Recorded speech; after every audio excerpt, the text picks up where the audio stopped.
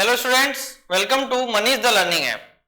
बच्चों, हमने last class में इंटीग्रेशन के बारे में पढ़ा था और उससे रिलेटेड कुछ हमने क्वेश्चंस भी किए थे, है ना।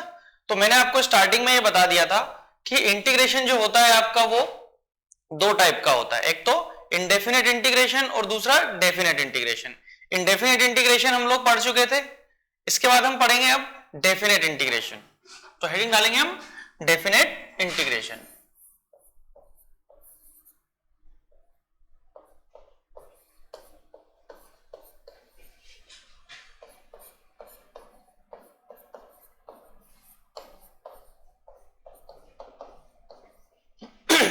Definite integration.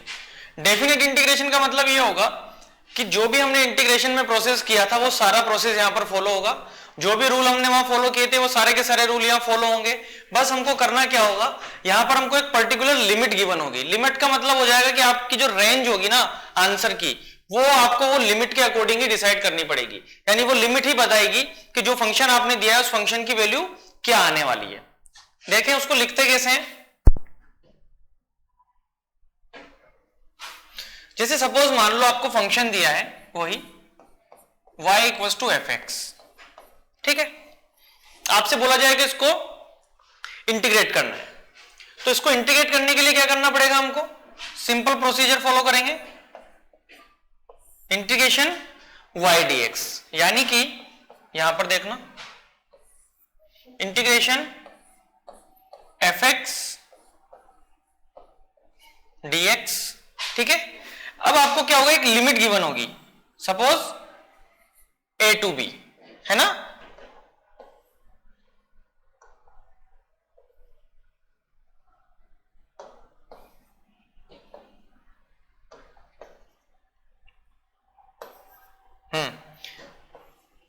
a to b आपको एक लिमिट गिवन होगी a से b तक। कौन सी लिमिट होगी, इसको हम बोलेंगे लोअर लिमिट, इसको हम बोलेंगे अपर लिमिट, है ना। बाकी ये वही इंटीग्रेशन साइन सब कुछ वही रहेगा। इसको हम क्या बोलेंगे, लोअर लिमिट ऑफ इंटीग्रेशन। क्या बोलेंगे हम इसको, लोअर लिमिट ऑफ इंटीग्रेशन। इसको हम बोलेंगे upper limit of integration.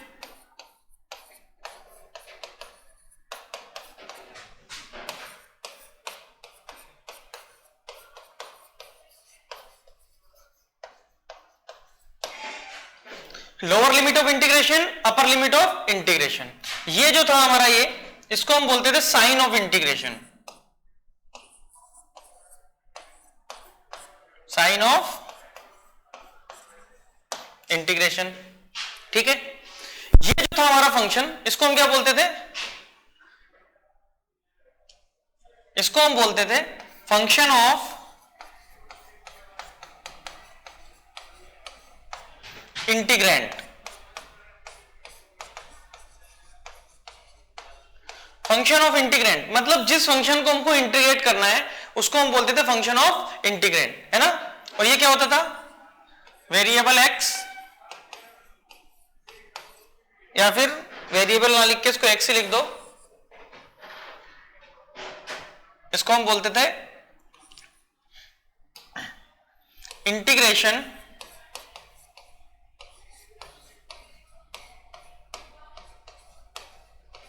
With respect to x।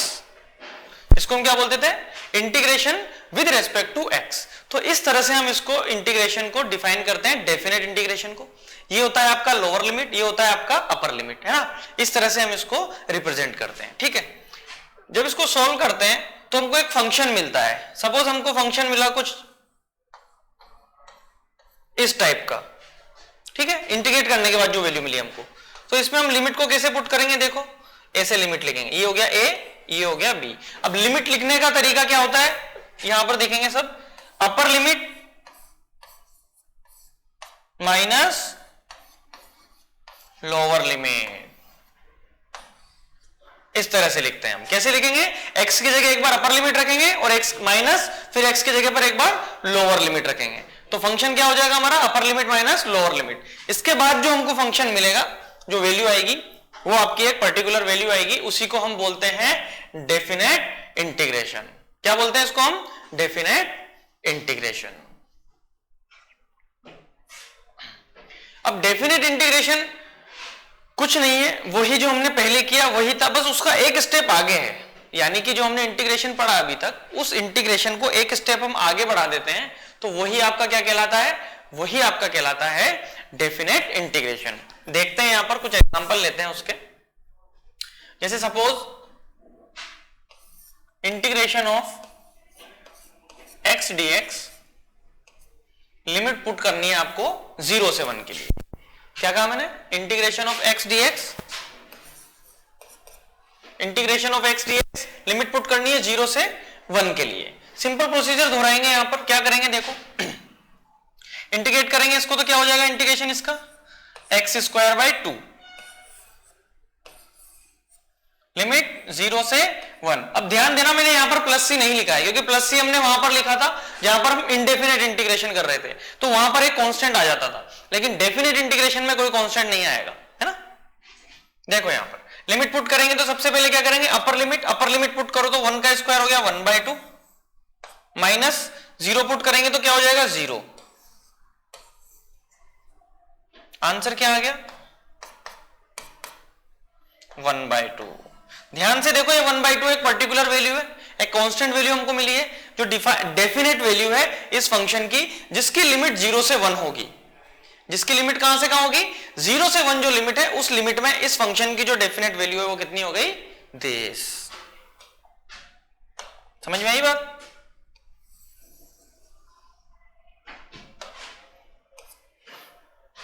Next देखेंगे अब हम इसी के अंदर।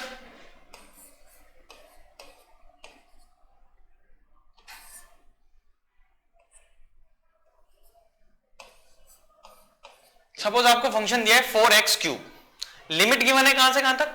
1 से लेके 2 तक। सपोज इसको हमको इंटीग्रेट करना है। क्या करेंगे इंटीग्रेशन में हम लोग?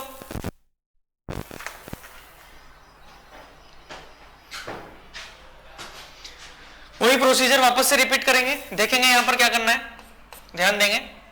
4 कांस्टेंट है, बाहर आ जाएगा। x³ का इंटीग्रेशन करोगे तो कितना हो जाएगा? x⁴/4, लिमिट 1 से 2। ध्यान दो, 4 से 4 कैंसिल आउट हो गया। लिमिट पुट करेंगे यहां पर, देखो x की जगह पर क्या रखेंगे? पहले 2, तो 2⁴ माइनस 1⁴ 4। 2⁴ का कितना हो गया? मतलब 16।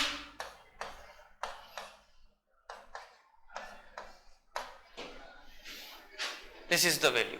तो जो भी वैल्यू हमको यहां पर मिल रही है वो कैसी वैल्यू मिल रही है? एक डेफिनेट वैल्यू मिल रही है हमको, है ना। एक पर्टिकुलर फिक्स्ड वैल्यू हमको मिल रही है, जो हमने लिमिट यहां पर दी है आपको, उस लिमिट के अकॉर्डिंग। ठीक है बेटा।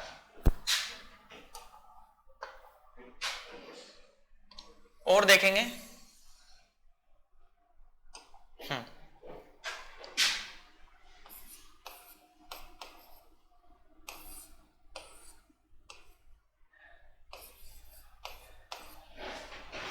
x⁵ dx, लिमिट 0 से 1। ठीक है, या लिमिट कुछ और ले लेते हैं इसकी। 0 से 1 हम ले चुके हैं।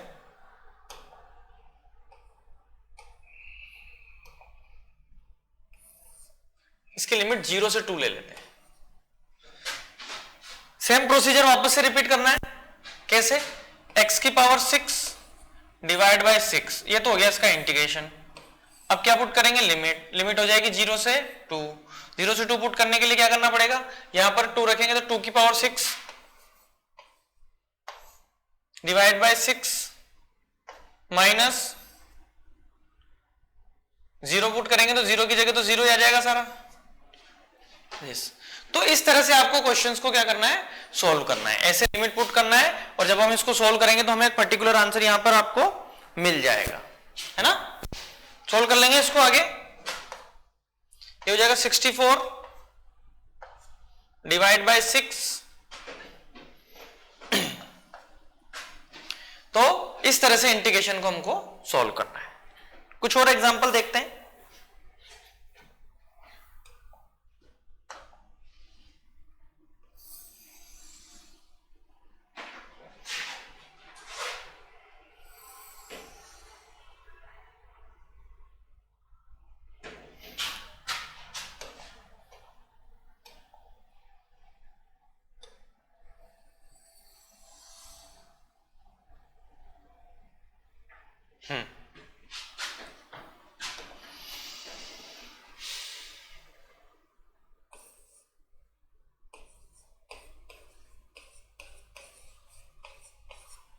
साइन एक्स डी एक्स 0 से पाई बाई 2। नेक्स्ट हम देखेंगे cos x dx 0 से पाई बाई 2। नेक्स्ट हम देखते हैं अगेन sin x dx 0 से पाई। ठीक, ये 3 क्वेश्चंस हमने यहां पर ऐसे एग्जांपल सेट कर लिए। हम sin x dx की लिमिट दी हमको 0 से पाई बाई 2। पहला प्रोसीजर इंटीग्रेशन का, sin x का डायरेक्ट हमको इंटीग्रेशन पता है क्या होता है, माइनस cos x। तो लिखेंगे यहां पर माइनस cos x,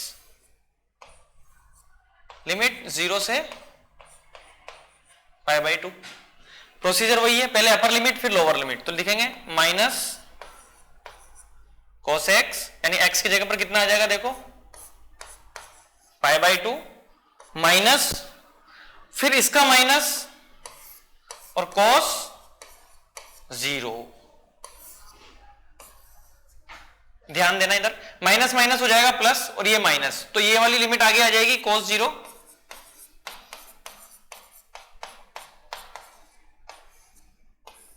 देखो कभी भी इस तरह से अगर माइनस आता है हमारे पास तो हम लिमिट उल्टी रख सकते हैं। उल्टी लिमिट का मतलब lower limit minus upper limit हम कर सकते हैं। यहां पर भी देखो 0 lower limit minus upper limit आ गया, तो जब भी ऐसे माइनस में फंक्शन आए तो हम डायरेक्टली ऐसे ना लिख के lower limit minus upper limit भी लिख सकते हैं। cos 0 की वैल्यू 1 माइनस और cos पाई बाई 2 की वैल्यू 0, तो वैल्यू कितनी आ गई हमारे पास 1। ठीक है, नेक्स्ट देखेंगे cos x। अब cos x का इंटीग्रेशन क्या हो जाएगा, यहां पे ध्यान देंगे sin x, लिमिट 0 से पाई बाई 2। लिमिट हो गई 0 से पाई by 2, very good. Same procedure वापस से रिपीट करना है हमको। लिमिट पुट करेंगे यहां पर, तो कितना हो जाएगा बेटा, sine pi by 2 minus sine 0, sine pi by 2 minus sine 0। ठीक है, आगे देखो यहां पे साइन पाई बाई 2 की वैल्यू हो जाएगी 1 और साइन 0 की वैल्यू 0, तो आंसर क्या मिला हमको 1। अगेन नेक्स्ट देखेंगे, जल्दी से ट्राई करेंगे इसको सब लोग। हो सकता है कुछ बच्चों ने ट्राई भी कर लिया हो इसको, है ना, क्योंकि इतना टिपिकल नहीं है। इंटीग्रेशन हमने किया है बेटा, सब लोगों ने इंटीग्रेशन किया है, हमने अच्छे से एग्जांपल्स किए हैं इंटीग्रेशन के। इंटीग्रेशन करना है, उसके बाद जो हमारे पास आंसर आया उस आंसर में आपको लिमिट पुट करनी है। देखो डिफरेंशिएशन में भी 2 तरह के डिफरेंशिएशन थे, याद हो तो हमने किए थे। पहले तो डिफरेंशिएशन किया था, फिर उसके बाद उसका डबल डिफरेंशिएशन किया था। तो डबल डिफरेंशिएशन क्या था, डिफरेंशिएशन करने के बाद जो आंसर हमको मिला उस आंसर को हमने वापस से डिफरेंशिएट कर दिया, तो हमको एक आंसर मिल गया, उसको हमने डबल डिफरेंशिएशन किया। यहां पर है वही चीज, बस इसमें थोड़ा सा क्या अलग हो गया कि वहां पर हमने क्या किया था, फिर से डिफरेंशिएट किया था। यहां पर हमको फिर से इंटीग्रेट नहीं करना है, यहां पर हमको एक बार इंटीग्रेशन करना है, फिर जो आंसर आया उसमें हमको हमारी लिमिट पुट करनी है। ध्यान दो यहां पर कैसे लिखेंगे इसको। अगेन हाँ, इंटीग्रेट करो इसको तो कितना हो जाएगा, cos x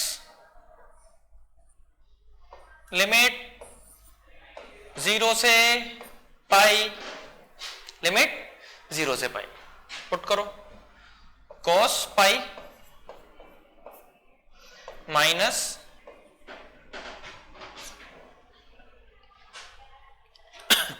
ये माइनस हो जाएगा, sin x का इंटीग्रेशन क्या हो जाएगा, माइनस हो जाएगा, है ना। तो हमको क्या करना है, लिमिट अपोजिट लिमिट पुट कर देंगे, है ना। मैंने बोला था जब माइनस आएगा तो हम क्या करेंगे, लिमिट उल्टी पुट कर देंगे। तो यहां लिखो cos 0 माइनस cos पाई। देखो ध्यान से, अब cos 0 की वैल्यू 1 माइनस cos पाई की वैल्यू -1, तो +1 हो जाएगा, आंसर आ गया आपका +2। कुछ करना ही नहीं है ज्यादा, सिंपल प्रोसीजर फॉलो करना है, सिंपल प्रोसीजर अगर हमको आता है तो हमको कुछ प्रॉब्लम नहीं होगी, सीधे से सॉल्व करो और आंसर आपको मिल जाएगा। नोट करेंगे इसको, आगे बढ़ते हैं।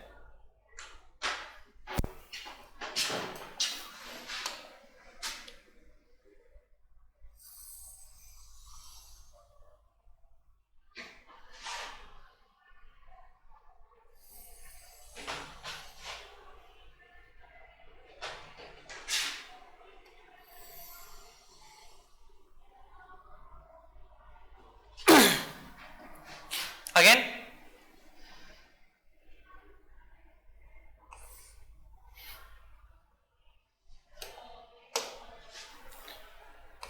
Sign of integration cos x dx 0 से पाई, है ना।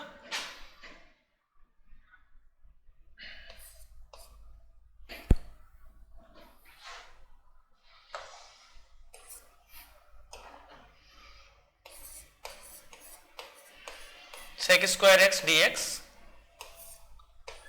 0 से इनफाइनाइट, है ना। लिमिट है, कुछ भी लिमिट ले सकते हैं हम। Next sine square x dx 0 से पाई बाई टू, है ना। Next cos square x dx 0 से पाई बाई टू। वापस लिख देता हूं इसको।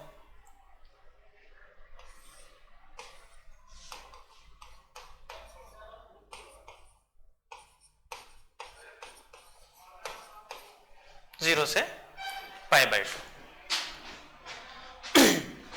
ध्यान देंगे यहां पर सबकी लिमिट हमको पता है और सबके इंटीग्रेशन भी हमको डायरेक्टली पता है, वही प्रोसीजर फॉलो करेंगे। देखो यहां पर जल्दी जल्दी मैं करता हूं, आप लोग देखना है इसको। cos x का हो जाएगा आपका sin x, लिमिट 0 से पाई। अब मैं डायरेक्ट लिमिट पुट कर रहा हूं विद आंसर। देखो अपर लिमिट sin पाई की वैल्यू 0 माइनस sin 0 और sin 0 की वैल्यू भी 0, यानी इस फंक्शन की वैल्यू कितनी हो गई 0। और वैसे भी आपको अगर पता हो तो साइन का ग्राफ कुछ इस तरह का ही होता है ना। तो एक फुल साइकिल में कितनी वैल्यू हो गई साइन की 0 हो जाएगी, है ना। ठीक है, नेक्स्ट देखेंगे अब हम sec square x dx। sec square x का डायरेक्टली हमको पता है इंटीग्रेशन होता है आपका tan x, लिमिट 0 से इनफाइनाइट। tan इनफाइनाइट की वैल्यू इनफाइनाइट ही होती है, माइनस 0 की वैल्यू 0 ही होती है, तो आंसर आपका क्या आ जाएगा इंफिनिटी। यहां पर देखेंगे, अब देखो मैंने इसको समझाया था, करने का तरीका आपको फॉर्मूला लिखना था 1 minus cos 2x by 2, 1 minus cos 2x by 2, ये फॉर्मूला था इसका। इसका हो गया था x बाई 2 माइनस, याद हो तो फॉर्मूला में डायरेक्ट लिख देता हूं sin 2x bye 4, limit again 0 से पाई बाई 2। 0 से पाई बाई 2 लिमिट पुट करेंगे। चाहो तो पाई बाई 2 को हम 90 डिग्री भी लिख सकते हैं, है ना। इसको चेंज करके 90 भी कर सकते हैं हम।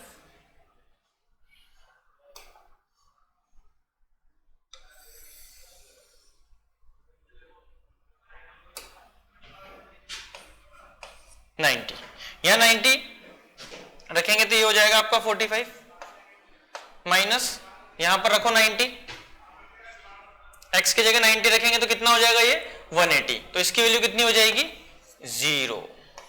तो आंसर कितना आ गया आपका 45। यहां पर भी सेम क्या होगा, बस प्लस का साइन चेंज हो जाएगा, x बाई 2। यह मैं करवा चुका हूं एग्जांपल में, इसलिए डायरेक्टली मैं बता रहा हूं।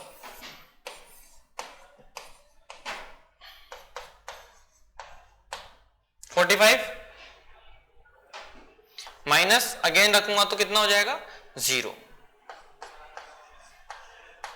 आंसर आ गया 45। ठीक है, तो ये कुछ एग्जांपल हो गए। तो डेफिनेट इंटीग्रेशन में हम लोगों ने बहुत सारे एग्जांपल कर लिए अभी, है ना। समझ में भी आया हमको कि कैसे हमने उनको किया, और कैसे लिमिट हमने पुट की और क्वेश्चंस किस किस तरह से वहां पर आ सकते हैं। जरूरी नहीं है कि साइन के, कोस के, कोसेक्स के, इन्हीं के फंक्शन आए, एक्सपोनेंशियल फंक्शन भी आ सकता है, लॉगरिथमिक फंक्शन भी आ सकते हैं, मल्टीप्लिकेशन वाले फंक्शन भी आ सकते हैं। यानी जो जो इंटीग्रेशन में हमने किया था वो सभी के सभी यहां पर आपके आ सकते हैं। उनको आपको क्या करना है, अप्रोप्रिएट तरीके से इंटीग्रेट करना है और लास्ट में लिमिट पुट करनी है। लिमिट कैसे पुट करेंगे हम, जीरो से लेके, सॉरी जीरो नहीं, जो भी आपको लिमिट दी होगी लोअर लिमिट से अपर लिमिट के लिए, और फंक्शन में कैसे पुट करेंगे, upper limit minus lower limit. ठीक, तो ये तो आपका मैथमेटिकल रिप्रेजेंटेशन था इंटीग्रेशन का, डेफिनेट इंटीग्रेशन का। एक और तरीका होता है डेफिनेट इंटीग्रेशन को समझाने का, उसको हम बोलते हैं ग्राफिकल रिप्रेजेंटेशन। कैसे समझेंगे उसको एक बार और समझना। जैसे सपोज मान लो आपको एक ग्राफ दिया है,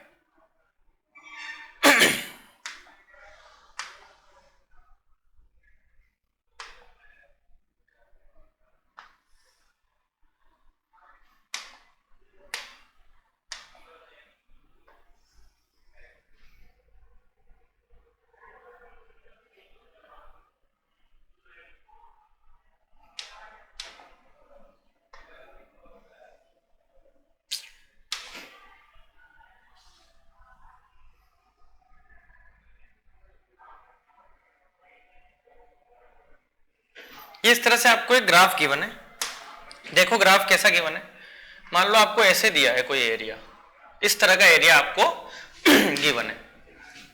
तो डेफिनेट इंटीग्रेशन को हम एक चीज और बोलते हैं, जिसको हम बोलते हैं, लिख भी लो यहां पर,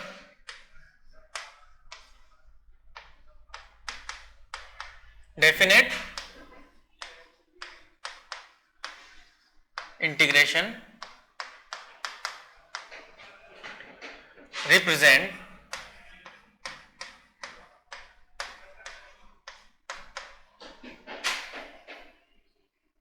area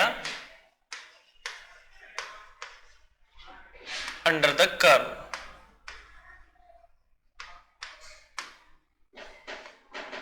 क्या बोला मैंने, definite integration represent area under the curve. ये जो एरिया है, इस एरिया के अंडर जो भी कर्व है, सॉरी ये जो कर्व है, इस कर्व के अंदर जो भी एरिया आएगा उस एरिया को रिप्रेजेंट करेगा क्या, डेफिनेट इंटीग्रेशन। सपोज मान लेते हैं कि ये y और x का फंक्शन है। किसका फंक्शन है ये, y और x का फंक्शन है। अब y और x का फंक्शन है तो मान लेते हैं कि ये जो लिमिट है इसकी, ये है a, और ये जो लिमिट है इसकी, ये है b। लिमिट का मतलब ये हो गया, x की वैल्यू पुट कर रहा हूं मैं, यहां तक a है और ये यहां से यहां तक इसकी वैल्यू b है। ध्यान से समझना इसको।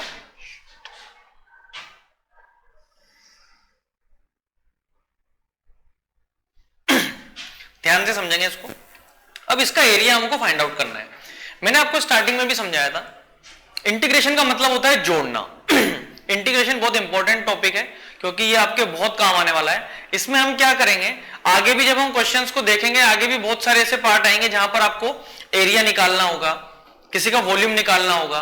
तो जब एरिया और वॉल्यूम निकालना रहेगा तो आपको क्या एप्रोप्रिएट कुछ चीजें मिलेगी, यानी कुछ लिमिट्स मिलेगी। जैसे आपको मान लो किसी डिस्क का एरिया निकालना है ना, अब आपको रेडियस का पता चल जाए कि आपकी रेडियस की लिमिट यहां से यहां तक है ना, तो आप क्या करोगे, उसका एक फंक्शन लिखोगे, और जब उस फंक्शन को आप लिखोगे और उसको एप्रोप्रिएट तरीके से इंटीग्रेट कर दोगे तो आपको क्या मिल जाएगा, डिस्क मिल जाएगी। कैसे, जैसे मान लो एक पूरी डिस्क है, अगर उस डिस्क में से आप छोटी छोटी सी रिंग काट लो, जैसे मान लो कि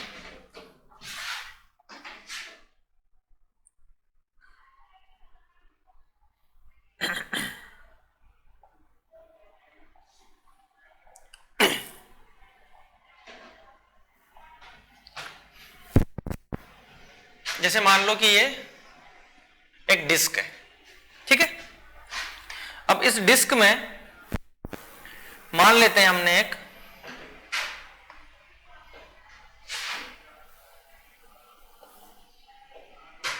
ये ऐसे एक छोटी सी हमने एक इसमें से रिंग को कट कर लिया। एसी में बहुत सारी छोटी छोटी रिंग्स बना सकता हूं यहां जिनसे मिलके बना होगा। देखो ऐसे में बहुत सारी ऐसी ऐसी रिंग अगर इसमें से काट लूं तो क्या एक पूरी की पूरी डिस्क मिल जाएगी हमको। तो हम क्या करेंगे, इस एक रिंग को लेंगे और इस रिंग की जो लिमिट होगी वो हम कहां से कहां पुट करेंगे। जैसे सपोज ये इसकी रेडियस है ना, रेडियस आपको दी है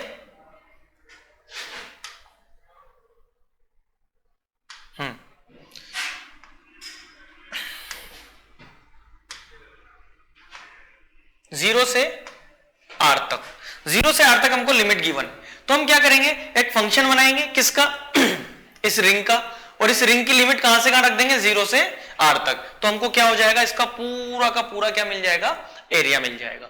तो इसी तरह से इंटीग्रेशन का काम होता है, एक छोटा सा पार्ट लेकर उसको विद लिमिट सॉल्व करते हैं तो हमको पूरा का पूरा उसका एरिया मिल जाता है ना। ध्यान दें, यहां पर क्या करेंगे, मैं यहां पर यही करने वाला हूं, मैं यहां पर एक छोटी सी एक स्ट्रिप लेने वाला हूं।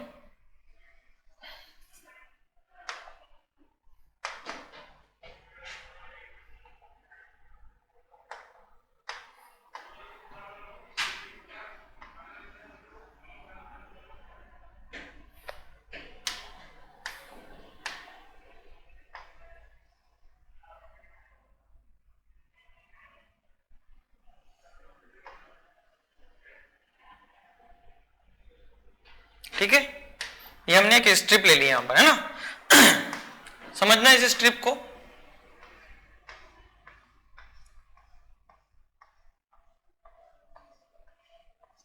ये एक ऐसे स्ट्रिप मैंने यहां पर इसको ले ली है। ध्यान दो, ये कहलाएगा आपका y, क्योंकि ये y कोऑर्डिनेट होगा, बिल्कुल। अब ये जो स्ट्रिप ली है मैंने, छोटी सी स्ट्रिप, मान लेते हैं कि इसकी विड्थ जो है वो dx है, क्योंकि मैंने एक बहुत छोटी सी विड्थ ली है, x पे ली है ना, एक छोटी सी विड्थ ली है मैंने, इसको बोला dx। ध्यान से देखो तो ये पूरा का पूरा फंक्शन है यहां से यहां तक, ये ऐसी ऐसी छोटी छोटी dx विड्थ से मिलकर बना होगा, और इन सभी को अगर हम जोड़ देते हैं तो क्या हमको इसका पूरे का एरिया मिल जाएगा, है ना। देखो ध्यान देना, इधर कैसे लिखेंगे हम इसको, देखो ये y है और ये dx है, ये y है और ये dx है। तो अगर मुझे इस स्ट्रिप का एरिया निकालना हो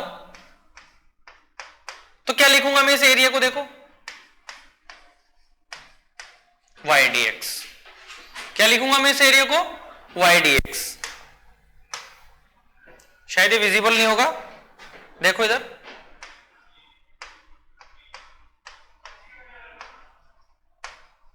y dx, है ना। एरिया क्या हो जाएगा, y इंटू dx। ऐसे y इंटू dx से मिलकर ही बना होगा पूरा का पूरा फंक्शन। तो इसको मैं कैसे लिख सकता हूं, लिमिट कहां से कहां आ जाएगी इसकी, a से लेके b तक। तो a से लेके b तक, ये जब हम इसको इंटीग्रेट करेंगे तो हमको पूरा इसका क्या मिल जाएगा, एरिया मिल जाएगा। तो इस तरह से डेफिनेट इंटीग्रल जो होता है वो रिप्रेजेंट करता है एरिया अंडर द कर्व। किसी भी कर्व के अंदर का अगर एरिया आपको फाइंड आउट करना है तो आपको उसको कुछ नहीं करना है, इंटीग्रेट करना है प्रॉपर लिमिट्स के साथ, तो आपको आंसर यहां पर गिवन हो जाएगा। इसको इस तरह से भी लिख दो, ए बी फंक्शन आपका fx में है, dx। ये होता है आपका डेफिनेट इंटीग्रेशन का ग्राफिकल रिप्रेजेंटेशन। ठीक है, नेक्स्ट हम इसमें देखते हैं आगे।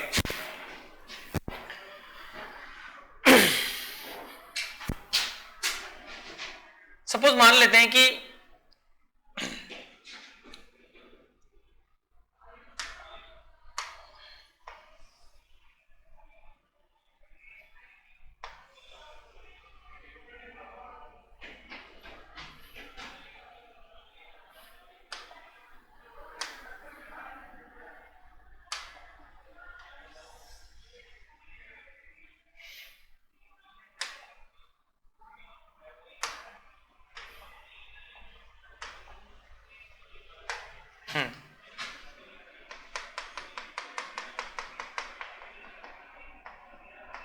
ये 4 है और ये 8 है ना, ये y है, ये x है।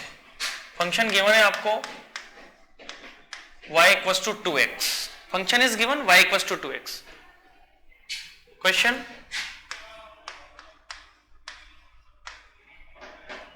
फाइंड आउट एरिया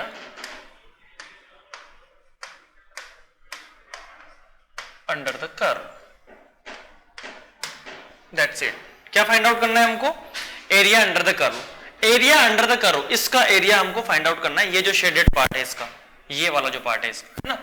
तो हमको थोड़ा थोड़ा सा देखने में तो लग तो रहा है कि एक ट्राइंगल टाइप है, तो एक तरीका तो क्या हो गया एरिया फाइंड आउट करने का।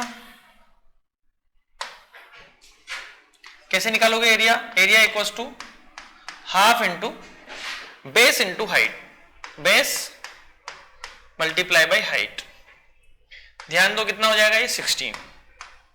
एक तरीका तो हो गया इसको इस तरह से सोल्व करने का। दूसरा अभी हमने सीखा, अगर ग्राफ है तो एरिया अंडर द कर्व जो होगा वो क्या कहलाएगा आपका? एरिया अंडर द कर्व क्या कहलाएगा? जो हम इसका डेफिनेट इंटीग्रेशन होगा वो, है ना। तो अगर इसको इंटीग्रेट कर देंगे हम इस फंक्शन को प्रॉपर लिमिट्स के साथ, तो हमको इसका एरिया मिल जाएगा। कैसे? देखो यहां पर इसको लिखेंगे क्या? इसको लिखेंगे हम 2x dx, है ना, और इंटीग्रेट कर देंगे। लिमिट कहां से कहां जाएगी? 0 से 4 तक, 0 से 4 तक, ये इसकी लिमिट आ गई है। सॉल्व करो इसको, देखो ये तो हो गया 2, ये कितना हो जाएगा? x की पावर 2/2, यही हो जाएगा। लिमिट 0 से 4 की, ये 2 से 2 कैंसिल आउट। x की पावर 4 रखेंगे यहां पर, सॉरी x की जगह पर 4 रखेंगे तो x 4 की पावर 2 कितना हो गया? 16, और 0 का मतलब 0। ध्यान से देखो इनको, आंसर दोनों सेम है। इसका मतलब इस तरह से भी किया जा सकता है और उस तरह से भी किया जा सकता है। तो ये दोनों तरीके हैं इसको सॉल्व करने के। आगे देखो इसमें और कौन कौन से क्वेश्चंस बनाए जा सकते हैं, है ना।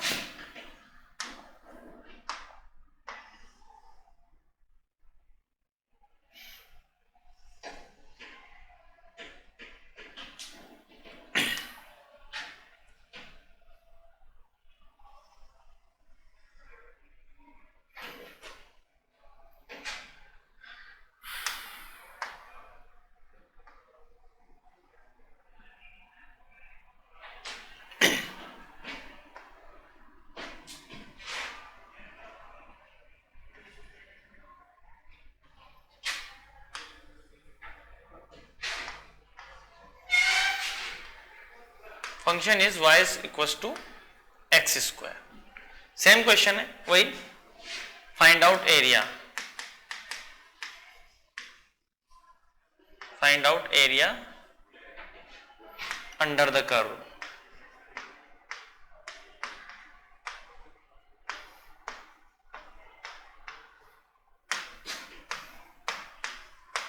Find out area under the curve.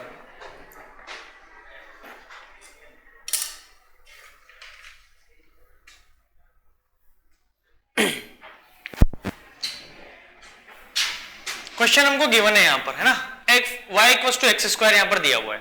अब देखो ये जो शेडेड पार्ट हो गया एक तरह से, इसको हम शेडेड पार्ट में ले लेंगे। ये वाला जो पार्ट है,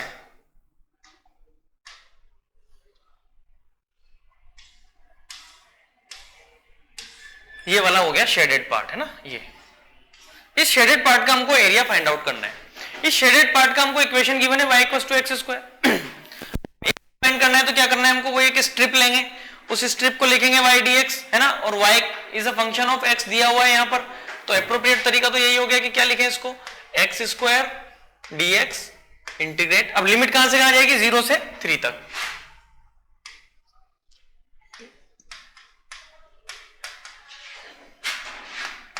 देखो आगे इसका वैल्यू कितनी आ जाएगी? x³/3। लिमिट 0 से 3, 0 से 3 लिखूंगा तो कितना हो जाएगा? 27 डिवाइड बाय 3, आंसर इज 9। तो इस तरह से हम एरिया को फाइंड आउट कर सकते हैं, है ना। तो एरिया अंडर द कर्व हमको कभी भी निकालना हो तो हम इस तरह से फाइंड आउट कर सकते हैं। बहुत सारे क्वेश्चंस आ सकते हैं इसमें आपके। इसमें आपके स्क्वायर आ सकता है, ट्रेपोजियम आ सकता है, और रेक्टेंगुलर आ गया, और भी बहुत सारी इक्वेशंस दे दी आपको, ट्राइंगल आ गया, या फिर सारे ट्राइंगल रेक्टेंगुलर मिक्स करके आ गए। तो किसी भी तरह के क्वेश्चन आएंगे तो सोल्व करने का तरीका क्या हो जाएगा? ये तरीका हो जाएगा। ठीक है, तो बच्चों आज का लेक्चर यहीं खत्म होता है। आई होप आपने लेक्चर एंजॉय किया होगा, अच्छे से सब कुछ पढ़ा होगा, हमने सब कुछ अच्छे से कवर किया है, ठीक है। नेक्स्ट क्लास में हम आगे से वापस से स्टार्ट करेंगे। सो तब तक के लिए stay home, be safe and thank you very much.